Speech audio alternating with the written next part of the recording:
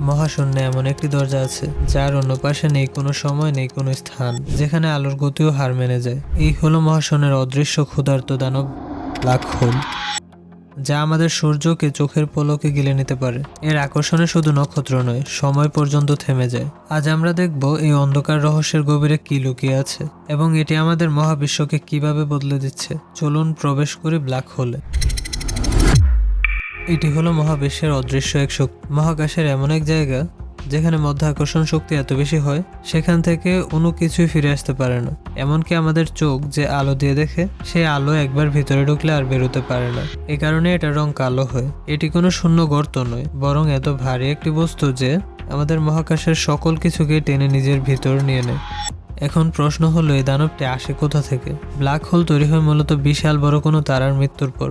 একটি তারা যখন তার জীবন শেষ করে, তখন তার ভিতরে সব শক্তি বা জ্বালানি ফুরিয়ে যায়। তখন তারাটি আর নিজেকে ধরে রাখতে পারে না। সে নিজের বিশাল ওজনের কারণে নিচে ভেঙে পড়তে শুরু করে। ভাবুন, একটি পাহাড় সমান জিনিসকে যদি একটি সর্ষে দানার ভিতর ঢুকিয়ে দেওয়া হয়, তখন তার ঘনত্ব কেমন হবে? এই চরম সংকোচনের ফলে জন্ম নেয় ব্ল্যাক হোল, যা একটি সুপারনোভা বিস্ফোরণের মাধ্যমে ঘটে।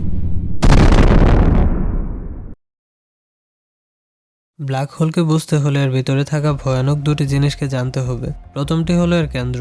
বিজ্ঞানীরা একে বলেন সিঙ্গুলারিটি। ভাবুন, নক্ষত্রের সমস্ত ভর একটি অদৃশ্য ছোট বিন্দুতে এসে জমা হয়েছে। এই বিন্দুর ঘনত্ব এবং মধ্যাকর্ষণ শক্তি কেমন হবে? আর দ্বিতীয় এবং সবচাইতে ভয়ঙ্কর জিনিসটি হলো এর সীমানা, যার নাম ইভেন্ট হরাইজন। এটি হলো সেই ম্যাজিক লাইন বা নো রিটার্ন পয়েন্ট। একবার কোনো বস্তু বা আলো এই লাইন ক্রস করলে তাকে আর কেউ ফেরাতে পারে না।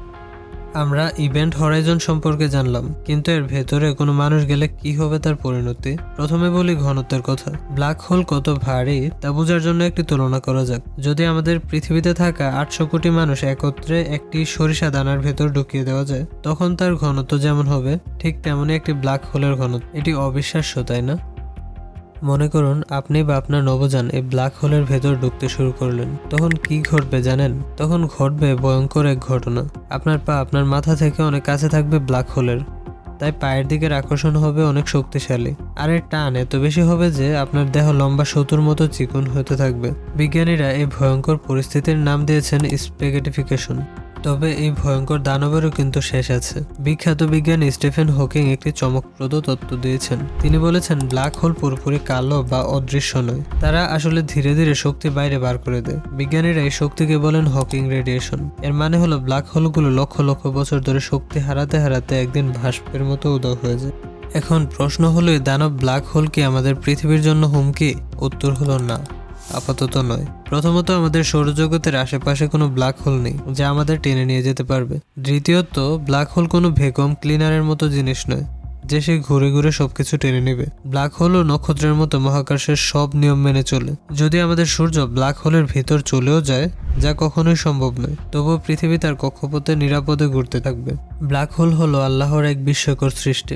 এটি আমাদের মনে করিয়ে দেয় মহাবিশ্ব কতটা বিশাল এবং অজানা ও রহস্যে ভরা। বিজ্ঞানীরা শত চেষ্টা করেও এখনো এর রহস্য ভেদ করতে পারেনি। এই অদৃশ্য দানব যেমন ভয়ঙ্কর, তেমনি আমাদের জ্ঞানের সীমানাকেও আরো প্রসারিত করে। ব্ল্যাক হোলের ভেতর যেতে চাইলে আপনার অভিজ্ঞতা কেমন হবে কমেন্টে জানান। মহাবিশ্বের এমন আরো অজানা সত্য জানতে চাইলে ভিডিওটিতে একটি লাইক দিন, চ্যানেলটিতে সাবস্ক্রাইব করে পাশে থাকুন। দেখা হবে খুব শীঘ্রই আরো একটি নতুন রহস্যের সন্ধানে। ধন্যবাদ।